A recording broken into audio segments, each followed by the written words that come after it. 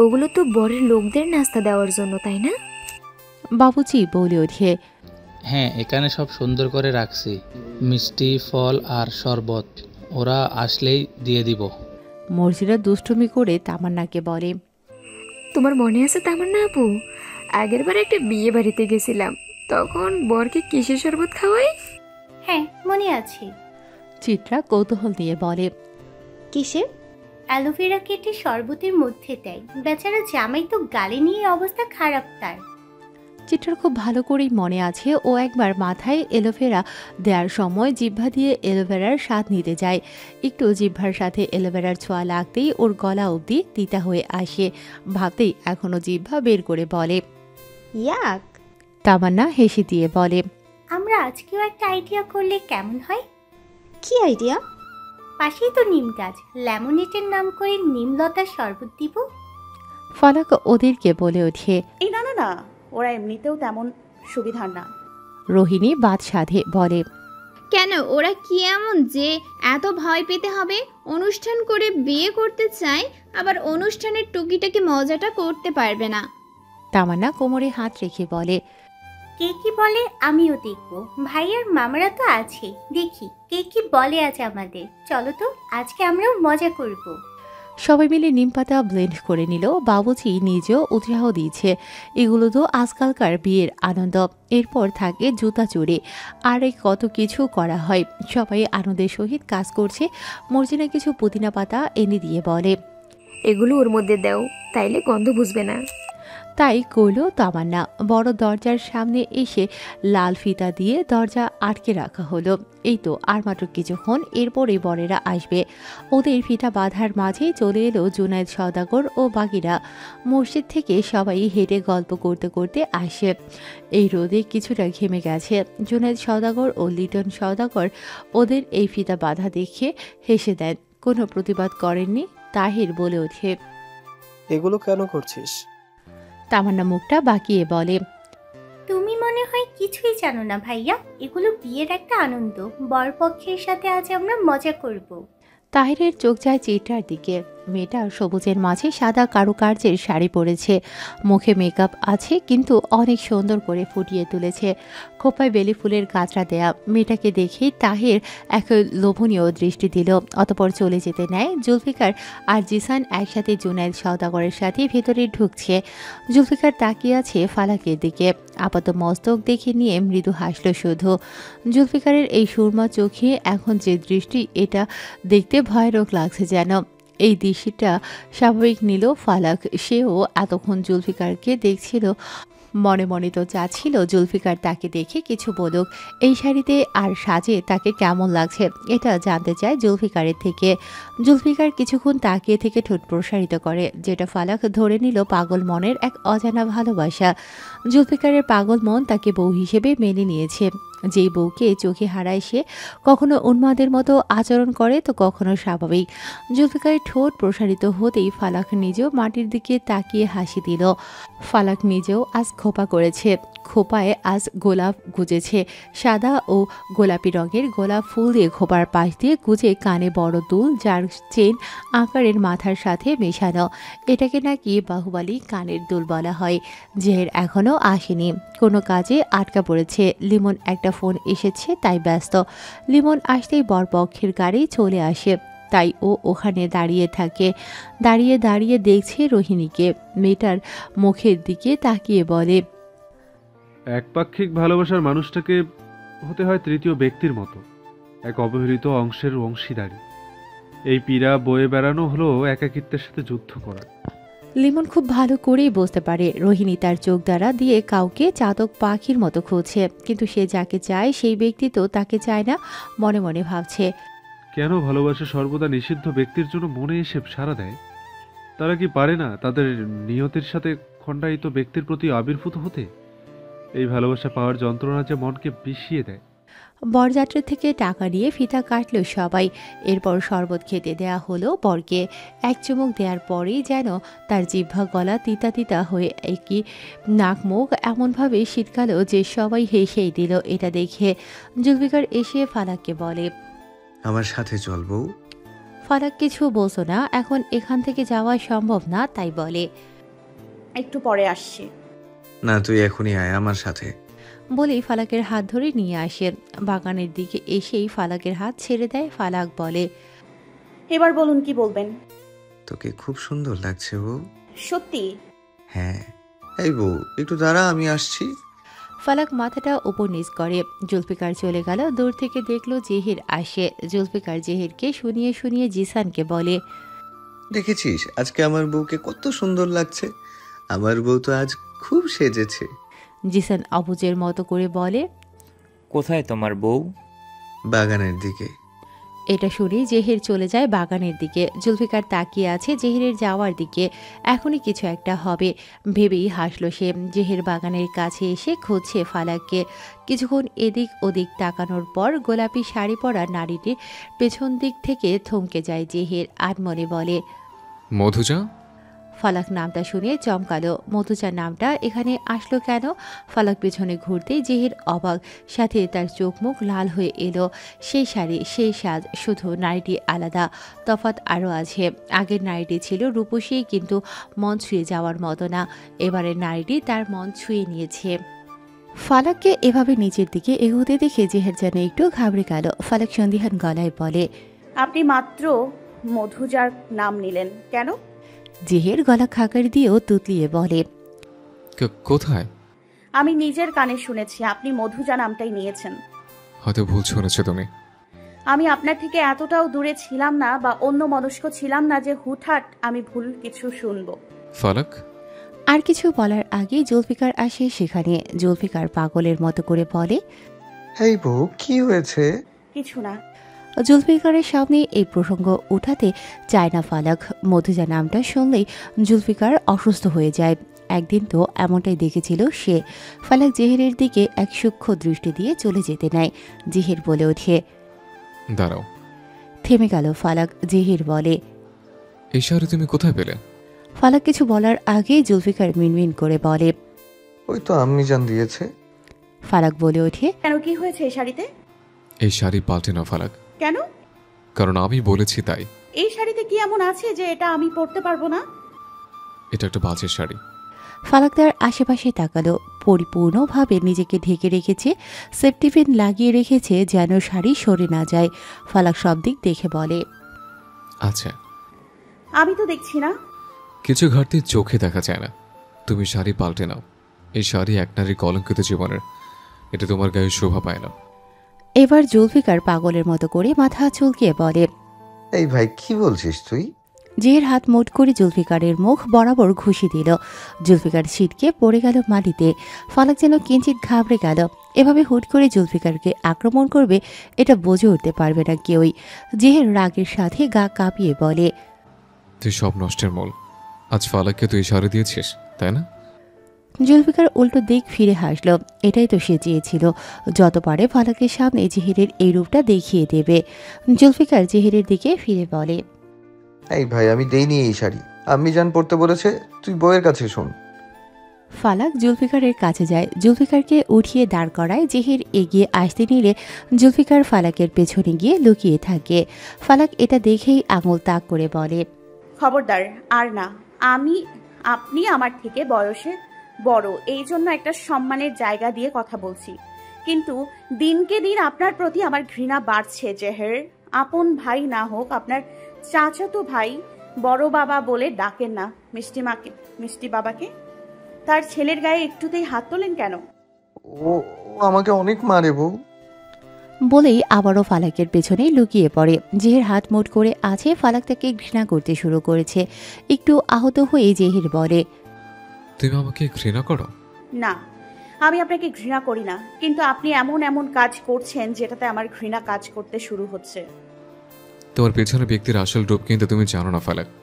যেদিন জানবে সেদিন তাকে সব থেকে বেশি ঘৃণা করবে। শাক দিয়ে মাছ ঢাকতে আসবেন না। উনি মানসিকভাবে অসুস্থ, ওনার এখন পর্যাপ্ত যত্নের প্রয়োজন। তাই বুঝে? চোখের সামনে একটা প্রলেপ দিয়ে রাখা আছে, যেটা সরে গেলে তুমি নিজে সেদিন অলছরে কান্না করবে। মনে রেখো আমার কথাটা। আপনি এমন কথা বলে আমাকে উস্কাতে চান, তাই না? সময় তোমাকে সঠিক উত্তর দিয়ে দেবে। বলেই জেহের চলে যেতে নেয়। জুলফিকার ফালাককে একটু ধাক্কা দেয়, ফলস্বরূপ ফালাক একটু ঝুঁকে পড়ে জেহেরের বাম হাতের দিকে। ফালাক আবারও দুর্বল অনুভব করে। জেহের সেই ফালাককে ধরতে যাবে, অমনি জুলফিকার তাকে ধরে নেয়। ফালাককে নিয়ে জুলফিকার চলে যায়। জেহের ওদের দিকে যেতে নেবে, তখনই তামান্না এসে বলে, এখানে কি করছো ভাইয়া? তোমাকে তো বড় মামা ডাকছে, চলো বিয়ে শুরু হবে তো। জেহের বিয়ের অনুষ্ঠানের দিকে গিয়ে রোহিণীর কাছে এসে বলে, ফালাক অসুস্থ, ওকে দেখে আসো। রোহিণী চলে যায়। জুলফিকার ফালাককে নিয়ে নিজের ঘরে আসে। ফালাকের মাথায় হাত রেখে বলে, যন্ত্রণা করছে বউ? ফালাক চোখ বন্ধ করে বলে। হুম। ফালাক চোখ বন্ধ অবস্থায় দেখতে পায় দুজন বালক। শুধু দুজন বালক না, একজন মহিলা আছে সেখানে। মহিলাটি কাতরাতে থাকে। একজন বালক মহিলাটিকে পানি খাওয়ানোর চেষ্টা করে, তো অন্যজন সেই পানি ফেলে দিতে চায়। এরপরেই আরেকটি মেয়ে আসে। মেয়েটির পেছন পাশ দেখা যাচ্ছে শুধু। যে বালকটি এতক্ষণ পানি পান করতে দিচ্ছিল না, সেই বালকটি মেয়েটির দিকে তাকিয়ে আছে। মহিলাটির ধাক্কা পেয়ে বালকটি নড়ে ওঠে। এরপর মেয়েটিকে নিয়ে চলে যায়। মেয়েটি বারবার বলে, তবুও ওখান থেকে নিয়ে গেল মেয়েটিকে। মেয়েটি তখনই শুনতে পেল মহিলাটি তার কাছে থাকা যুবকটিকে ম দিয়ে কোনো এক নামে ডাকে। অপর ছেলেটিকেও তাই ম দিয়ে কোনো এক নামে ডাকে। কিছুক্ষণ পর বালকটির কারণে মেয়েটি এই মহিলার থেকে সরে যায়। চোখের আড়াল হয় দুজন দুজনের থেকে। সাথে সাথেই ফালাক চোখ খুলে বলে, মা। জুলফিকার তাকিয়ে আছে ফালাকের দিকে। ফালাকের মুখশ্রী বিচরণ করে বলে, মনে পড়েছে কিছু? ফালাক ঘুরে তাকালো জুলফিকারের দিকে। কি মনে পড়বে তার বুঝলো না, তাই বলল, কি মনে পড়বে? তুই যে মা বললি তাই। ফালাকের মাথাটা ঝিমঝিম করছে। ভাবছে এতক্ষণ যেগুলো দেখছিল ওগুলো কি তার জীবনের কোনো অংশ, এমন কোনো গুরুত্বপূর্ণ অংশ যেটা সে জানে না বা জানে কিন্তু মনে করতে পারছে না। যদি তাই হয় তাহলে তাকে জানতে হবে। রোহিণী দৌড়ে এসে প্রথমে নিজেদের ঘরের দিকে যায়। কাউকে পায় না, তাই অনুমান করে জুলফিকারের ঘরে আসে। এসেই ফালাককে দেখে বলে, কি হয়েছে তোমার? মাথাটা ঘুরছিল। সকালে একবার, আবার দুপুরেও। কি হয়েছে আসলে তোমার, বলো তো? বুঝতেছি না, এমন তো আগে হতো না। এখন কেমন লাগছে? স্বাভাবিক আছি আমি। রোহিণী তাও ফালাকের প্রেশার মাপল। একটু কম, কিন্তু এভাবে নেতিয়ে যাওয়ার মতো না। এমনটা তো তারই প্রায় প্রায় হয়, কিন্তু ফালাক যেন একটু বেশি অসুস্থ। কিছু ওষুধ খাইয়ে দিয়ে বলে, এখন ঠিক লাগবে। ফালাক মাথাটা উপর নিচ করে। জুলফিকার বলে, বিয়ে কি হয়ে গেছে? আমি যখন আসতে নেই তখন ওদের কবুল বলানোর সময় ছিল, এতক্ষণে হয়ে গেছে। ফালাক মন খারাপ করে বলে, ধ্যাৎ, বিয়েটা দেখার খুব ইচ্ছা ছিল। এই প্রথম কোনো আনুষ্ঠানিক বিয়ে দেখতাম। এর আগে তো শুধু সিনেমার বিয়েই দেখেছি। এই পাগলার জন্য হলো না। এই বউ, আমি কি করেছি? আপনি আমাকে বাগানের দিকে নিয়ে গেলেন কেন? কেন নিয়ে গেছিলাম? কেন কেন মনে পড়ছে না তো। ফালাক উঠে চলে যেতে নিলে জুলফিকার বলে, এই বউ, তোর ঘড়ি নিয়ে যা। বলে একটা ঘড়ি দিয়ে বলে, এটা তুই বাইরে ফেলেছিলি। ফালাক ঘড়িটা নিয়ে বলে, আচ্ছা চলুন এবার বাকি বিয়েটা আনন্দ করতে থাকি। সবাই নিচে যাওয়ার সময় দেখলো কলি ওর বাবার বুকে মাথা গুজে কান্না করছে। এর মানে বুঝতে পারল এখন এদের বিদায় পালা। ফালাক রোহিণীর কানে কানে বলে, তোমার পাগলা ভাইয়ের জন্য আমার আনন্দটাই বরবাদ। আরে চিন্তা করো না, আরো কত বিয়ে হবে, তখন আনন্দ করবে। ফালাক মুখটা ভেঙচি দিল। মনের জ্বালা মনেই বোঝে, অন্যরা তো সান্ত্বনা দিতে জানে। এমন এক কথা মনে মনে বলে বাইরে আসে। কলির বাবা কলিকে ছেড়ে দেয়। কলি এখন ওর মায়ের কাছে এসে কান্না করছে। কাশেম আলী কলির শ্বশুর আর স্বামীর কাছে এসে বলে, আপনাদের দাবি অনুসারে আমার অর্ধেক জিনিস জোগাড় করেছি, বাকিটা পরে দিব। দয়া করে আমার মেয়েটাকে কিছু বলবেন না এগুলো নিয়ে। কলির শ্বশুর হেসে হেসে বলেন, আমাদের কিছুই লাগবে না বেয়াই, আপনার মেয়ে তো আমাদেরও মেয়ে, আমরা মেয়েটাকেই নিয়ে যাব, আর কিছু লাগবে না। কাশেম আলী যেন কানে ভিন্ন কিছু শুনল। আসলে কি এগুলো এই লোক বলছে? কলি সদ্য বিবাহিত স্বামীর সামনের দিকে তাকাতেই ঘামতে শুরু করলো। শুধু কলির স্বামী না, তার শ্বশুর সহ বাকিরা সবাই এটা দেখে পাশে তাকাতেই দেখতে পেল জুলফিকার আসছে। ঠিক তার পেছনে আসে জুনায়েদ সওদাগর। কলির শ্বশুর থতমত খেয়ে বলে, আমাদের যাওয়ার সময় হয়ে গেছে, এখন না গেলে দেরি হয়ে যাবে, আসি তাহলে আমরা।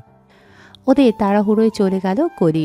কান্না করছে কাশেম আলী ও তার স্ত্রীর সাথে ছোট মেয়েটি। এদিকে ফালাক সহানুভূতির দৃষ্টিতে দেখল জোনায়েদ সওদাগরকে। রোহিণীর কানে কানে বলে, মিষ্টি বাবা মানুষটি খুব ভালো, তার জন্যই আজ কলি বিনা যৌতুকে চলে গেল। তাদের ভাবে তো বলছে এরা কলিকে আর কিছু বলতে পারবে না। এদিকে টেবিলে বসে মৃদু হাসল জুলফিকার। ভাবছে আজকে সকালের কথা।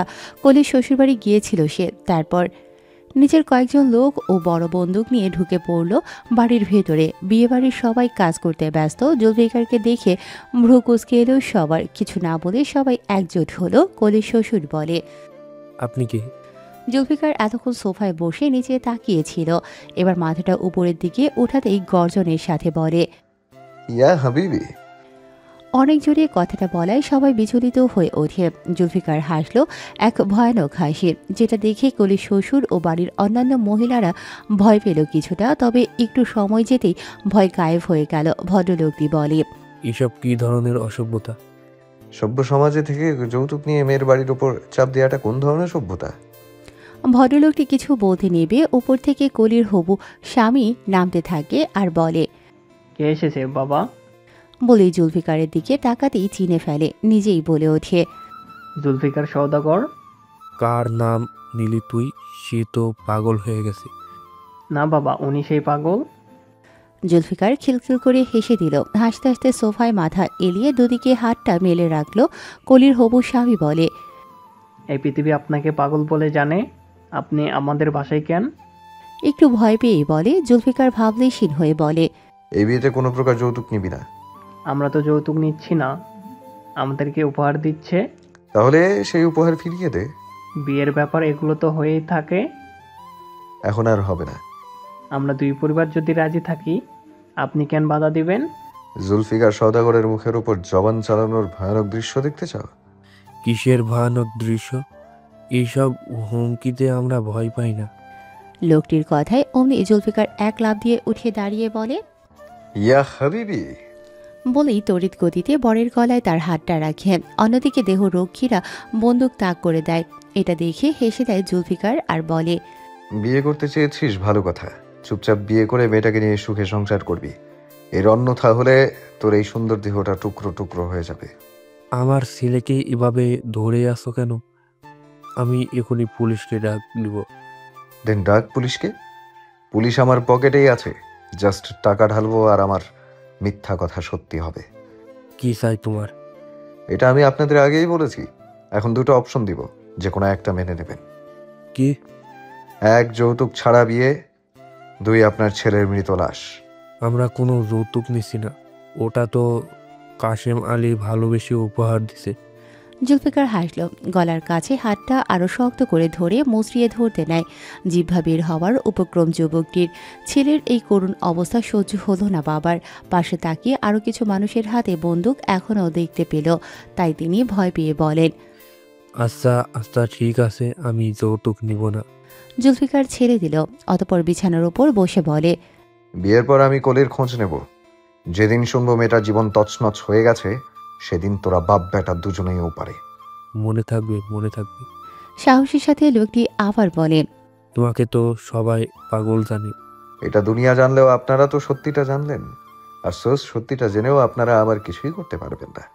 উল্টো কিছু করলে মৃত্যুর মুখে পড়তে হবে। এর মাঝে একজন লোক জুলফিকারের কাছে এসে বলে,